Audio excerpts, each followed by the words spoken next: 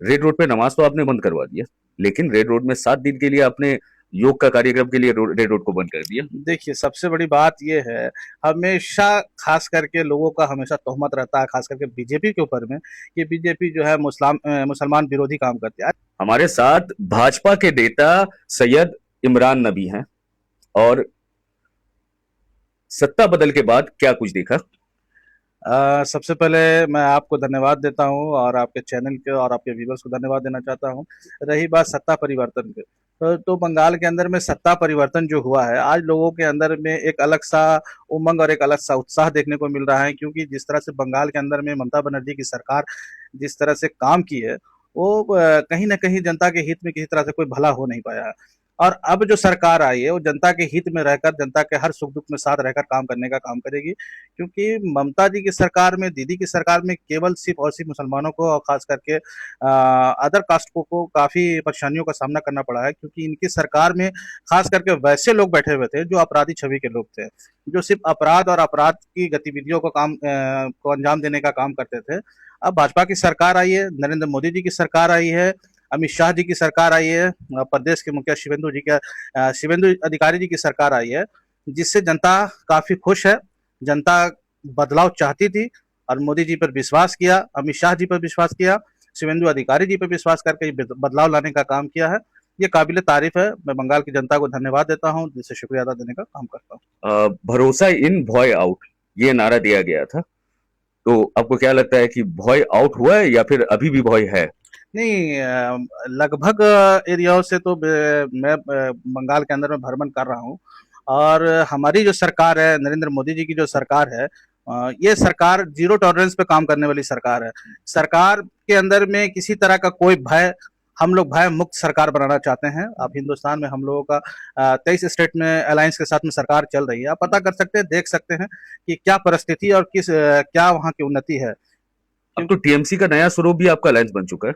वो तो अलग सा मुद्दा है, लेकिन हमको अपने लाइन पे काम करने की जरूरत है, क्योंकि भाजपा हमेशा शुरू से जो अपना उसका आइडियोलॉजी है, उस आइडियोलॉजी पे काम करती है। हम लोगों का शुरू से सिद्धांत रहा है जीरो टॉलरेंस पे काम करना, और अपराध और अपराधी मुक्त सरकार बनाने का यह नीति रहा है, क्योंकि हमारे देश के गृह मंत्री जी का साफ कहना है कि अपराध और अपराधी मुक्त हमारा राज्य रहेगा। देश की नीति और राज्य की नीति दोनों को हम लोग पैरेलल लेके चलने का काम करते हैं। आप माइनॉरिटी से हैं, तो माइनॉरिटी को लेके कुछ सवाल है जो जरूरी है। रेड रोड पे नमाज तो आपने बंद करवा दिया, लेकिन रेड रोड में 7 दिन के लिए आपने योग का कार्यक्रम के लिए रेड रोड को बंद कर दिया। देखिए, सबसे बड़ी बात ये है, हमेशा खास करके लोगों का हमेशा तोहमत रहता है, खास करके बीजेपी के ऊपर में, कि बीजेपी जो है मुसलमान विरोधी काम करती है। अरे यार, मेरा कहने का मकसद ये है कि आज के समय में रेड रोड पे अगर नमाज पढ़ना बंद कर दिया, तो इसमें कौन सा गुनाह हो गया। मुसलमानों को ये हक दिया गया है, और अपने इस्लाम में भी ये हुक्म है कि अगर जिस सरकार में आप रह रहे हैं, जिस वतन में रह रहे हैं, उसको कानून को आपको पालन करना है। और मुसलमानों का ये दायित्व बनता है कि अगर हमारे नमाज पढ़ने से अगर किसी को तकलीफ हो रहा है या किसी को परेशानी हो रही है, तो उस जगह पे नमाज ना पढ़े, क्योंकि हमारा धर्म जो है वो शांति और अमन का धर्म है, लोगों को मानवता और इंसानियत का धर्म है। क्योंकि इस्लाम एक खूबसूरत धर्म है, जो मुसलमानों को और अदर कास्ट को या अदर धर्म को मान सम्मान देने का काम करता है, उनको इज्जत देने का काम करता है, ना कि इस तरह के नफरत वाली जगहों पे बैठकर और लोगों के बीच एक उन्माद पैदा करने का काम करता है। अच्छा, सबका साथ सबका विकास सही है। बिल्कुल है। आपके आपके एक नेता है बेलगछिया काशीपुर के असेंबली के रितेश तिवारी, उनका कहना है कि अब सबका हिसाब होगा, मुसलमानों ने उन्हें वोट नहीं दिया तो वो उनका काम नहीं करेंगे। देखिए, हमारा जो नेता है, हमारे जो 140 करोड़ जनता के जो नेता है, हमारे देश के प्रधानमंत्री श्री नरेंद्र मोदी को लोग जो है उनको चाहते हैं, उनको मानते हैं। देश के यशस्वी गृह मंत्री श्री अमित शाह जी को मानते हैं, और अभी प्रदेश के जो मुखिया हैं शिवेंदु अधिकारी जी, लोग उनको अपना आइडल मानने का काम करते हैं। कभी भी आप मोदी जी के मुंह से ये कभी नहीं सुना होगा कि मुसलमानों को बांट के चलना है। उन्होंने हमेशा कहा है कि हमारे देश के 140 करोड़ जनता की बात करते हैं, और उन्होंने कहा कि सबका साथ, सबका विकास और सबके विश्वास के मुद्दे पे काम करेंगे, क्योंकि ये पार्टी जो है ये विकास के मुद्दे पे बात करती है। और विरोधी का हमेशा रहा है कुछ ना कुछ उन्माद पैदा करना, कुछ ना कुछ लोगों के बीच में डिवाइड एंड रूल्स करके उनको बांटना। अगर जान रहे हैं कि जिस वक्त अगर हम भाजपा के खिलाफ नहीं अगर बोलेंगे मुसलमानों को, तो मुसलमान बट के हमारे तरफ आएंगे नहीं। लेकिन मैं खास करके वैसे लोगों को और अपने समाज को कहना चाहता हूँ कि अब जो है नई नीति और नई नीयत के साथ में आप भाजपा से जुड़े और मोदी जी के संकल्प के साथ जुड़ने का काम करें, क्योंकि मोदी जी ने साफ लफ्जों में कहा है कि 140 करोड़ जनता को मुख्य धारा में आने की जरूरत है, क्योंकि मुसलमानों के अंदर में खास करके बंगाल के अंदर में शिक्षा की बहुत बड़ी कमी है। और हमारे जो देश के प्रधानमंत्री है वो हमेशा कहना चाहते हैं कि मुसलमानों को शिक्षा से जुड़ने की जरूरत है, क्योंकि टीएमसी की सरकार ने खास करके ममता बनर्जी और अभिषेक बनर्जी ने जिस तरह से बंगाल के अंदर में सरकार चलाया है, मुसलमानों को शिक्षा से और रोजगार से हमेशा वंचित रखने का काम किया, क्योंकि जब उनको शिक्षा उनके अंदर में जब अर्जित हो जाएगी तो जाहिर सी बात है कि उनको अच्छी और बुरा का पहचान हो जाएगा। तो इसलिए उन्होंने हमेशा मुसलमानों को, मुस्लिम कम्युनिटी को शिक्षा से दूर रखने का काम किया है। अब समय जो आया है, एक नई ऊर्जा देने का समय है, एक नई किरण दिखी है जो भाजपा की सरकार बंगाल के अंदर में आई है। लेकिन भाजपा तो हमेशा कहती आई है कि टीएमसी मुसलमानों का शोषण करते आई है, मुसलमानों को बहुत देती गई है। हाँ, तो ये तो सच्चाई है, मुसलमानों के साथ तो शोषण किया हमेशा। तो फिर शोषण नहीं, तोषण शोषण वो आपका कहना है ना, अच्छा। लेकिन बीजेपी ने हमेशा कहा है कि आज जिस तरह से बंगाल के अंदर में हम हर इलाके में घूम रहे हैं, माइनॉरिटी इलाके में लोगों से मिल रहे हैं, एजुकेशन का जो ग्राफ है पूरी तरह से जमीन दोष हो चुका है। यहाँ पर एक भी अच्छा माइनॉरिटी कॉलेज नहीं है, एक अच्छा इंस्टीट्यूशन नहीं है, एक अच्छा हॉस्पिटल नहीं है यहाँ पर, क्योंकि यहाँ पर के जो भी काउंसलर और मंत्री जो एमएलए रहे हैं उन्होंने सिर्फ और सिर्फ धर्म को अर्जित करने का काम किया है, लोगों को लूटने का काम किया है। वो लोग ना अपने धर्म के रहे हैं, ना अपने समाज के रहे हैं, ना देश हित में उन्होंने कभी काम किया। उन्होंने सिर्फ जो भी किया है वो सिर्फ अपने और अपने परिवारों के लिए किया है, ना कि जनता के लिए किया है। बीजेपी करेगी क्या मुसलमानों का भरोसा जीतने के लिए? क्योंकि आपके बातों से भी समझ में आ रहा है और मैं भी बाजार में जो देखकर समझ रहा हूँ कि मुसलमान अभी भी बीजेपी पर भरोसा नहीं कर रही है। मुसलमान क्या, बीजेपी उन तमाम धर्म जाति मजहब के लोगों को मान सम्मान देने का काम करेगी। मोदी जी का साफ सपना है सबका साथ सबका विकास और सबके विश्वास पे काम होगा। मुसलमानों को घबराने की जरूरत नहीं है।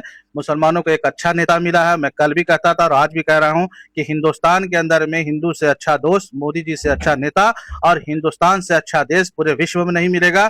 मुसलमानों को एक प्लेटफॉर्म में आना चाहिए और भाजपा के साथ जुड़ने की जरूरत है। मुख्य धारा में जुड़कर मोदी जी के हाथ को मजबूत करने की जरूरत है, ताकि आने वाले समय में मुसलमानों को हर वो सुविधा, हर वो चीज मिल जाए जो सरकार अपनी योजनाओं में जो बांटने का काम करता है, खास करके मुसलमानों के लिए, जो उनसे मुसलमान हमेशा जो है ये रहते हैं, यानी पीछे हो जाते हैं। मैं चाहता हूं कि मुसलमान उन प्लेटफॉर्म पर आके उनको लेने का काम करे। अच्छा, टूटे हुए घरों पे सवाल, जब सरकार थी यहाँ पे 15 साल, जिन लोगों ने बनवाया, जिन अफसरों ने शय दिया, उन पर कोई गाज नहीं पड़ी, लेकिन जो लोग वहां रह रहे हैं उनके घर तोड़े जा रहे, क्या कहेंगे? देखिए, जिन्होंने इनलीगल काम किया है, चाहे वो कोई भी हो, अफसर हो, एमएलए हो, काउंसलर हो, सबका हिसाब दिया जाएगा। किसी को बख्शा नहीं जाएगा। समय आने पर सबका हिसाब होगा, क्योंकि हमारा जो आइडियोलॉजी है, हमारे पार्टी का जो आइडियोलॉजी है, जो हमारे मोदी जी का जो आइडियोलॉजी है, उनका साफ कहना है ना अपराध होगा ना अपराधी को बख्शा जाएगा। क्योंकि बंगाल को भय मुक्त बंगाल बनाने की जरूरत है। जिस तरह से भय बंगाल के अंदर में टीएमसी की सरकार ने जिस तरह से चलाया है उसको खत्म करने की जरूरत है। वैसी परिस्थिति में बंगाल में एक नया बंगाल बनाने के लिए जीरो टॉलरेंस पे काम करने की जरूरत है, जो हमारा देश के यशस्वी प्रधानमंत्री और अमित शाह जी उसमें पूरी तरह से फिट बैठते हैं। एक लास्ट सवाल, 15 साल तक टीएमसी कोलकाता को लंदन बना रही थी, बीजेपी क्या बनाना चाहती है कोलकाता को? आपका कहना है कि टीएमसी जो है कोलकाता को लंदन बना रही थी। मैं तो आके देख रहा हूँ लंदन क्या, नेपाल भी नहीं बना पाया है कोलकाता को। और समय का इंतजार कीजिए, हो सकता है कि लंदन से बेहतर कुछ बनाने का प्रयास किया जाएगा, क्योंकि हमारे देश के यशस्वी प्रधानमंत्री जी का सपना है और उस सपने में बंगाल पूरी तरह से फिट बैठा है। सबसे पहले तो जो अपराध और अपराधी जिस तरह से बंगाल के अंदर में हर कोने कोने में बैठे हुए थे, उनको हम लोग पहले चिन्हित करके उनका पहले उनको उनके ऊपर में कार्रवाई करने की जरूरत है। फिर उसके बाद हम लोग बंगाल को एक सोने की चिड़िया की तरह बनाने का प्रयास कर रहे हैं। इसमें हम बंगाल की जनता से भी अपील करेंगे कि आप लोग संयम बरतें और आपसी भाईचारे के साथ में, आपसी सौगात के साथ में बंगाल के अंदर में रहने का काम करें, क्योंकि बंगाल एक खूबसूरत और एक अच्छी संस्कृति है। बंगाल के अंदर में इस सभ्यता और संस्कृति को विश्व के हर लोग चाहते हैं और मान सम्मान देने का काम करते हैं। तो मैं बंगाल की जनता से भी अपील करता हूं और उन तमाम कम्युनिटी से अपील करता हूं कि आपसी भाईचारे के साथ में बंगाल के अंदर में रहने का काम करें, आपसी सौगात के साथ में हर त्यौहार मनाने का काम करें और अपराध और अपराधी को चिन्हित करने का काम करे। वैसे व्यक्ति को जो तोलाबाजी करते थे बंगाल के अंदर में, जो करप्शन फैलाने का काम करते थे, आप उनको चिन्हित करके सरकार को उनको बताने का काम करे, ताकि सरकार उनके ऊपर में उचित कार्रवाई करने का काम करे। और मैं अभी बता देता हूँ, बहुत सारी जगहों से शिकायत आ रही है, क्योंकि टीएमसी वाले आज भी कुछ लोग ऐसे हैं जो 15 साल जिन्होंने हमेशा करप्शन किया है और तोलाबाजी करने का काम किया, उसमें कुछ बंगाल के कुछ प्रशासनिक लोग भी मिले हुए हैं। उनको भी मैं खबरदार कर देना चाहता हूँ, क्योंकि बंगाल के अंदर में भाजपा की सरकार आ चुकी है और उनको सतर्क रहने की जरूरत है। किसी तरह का कोई क्राइम या किसी तरह के क्राइम में अगर कोई प्रशासन पकड़ा जाता है तो उनके ऊपर भी कड़ी कार्रवाई करने का काम किया जाएगा, किसी को बख्शा नहीं जाएगा। जीरो टॉलरेंस पे काम किया जाएगा और अपराध और अपराधी मुक्त बंगाल बनाने का काम किया जाएगा। तो भाजपा का जो नीति है, पहली बात तो ये जीरो टॉलरेंस है और सारे बंगाल वासियों को एक नजर से देखा जा रहा है। आने वाले दिन बताएगा कि भाजपा क्या कुछ बंगाल में लाती है और क्या कुछ होता है बंगालियों के साथ में। फिलहाल के लिए न्यूज़ टैग इंडिया और हालात बंगाल से मैं शबीर इजाजत देता हूं। शुक्रिया।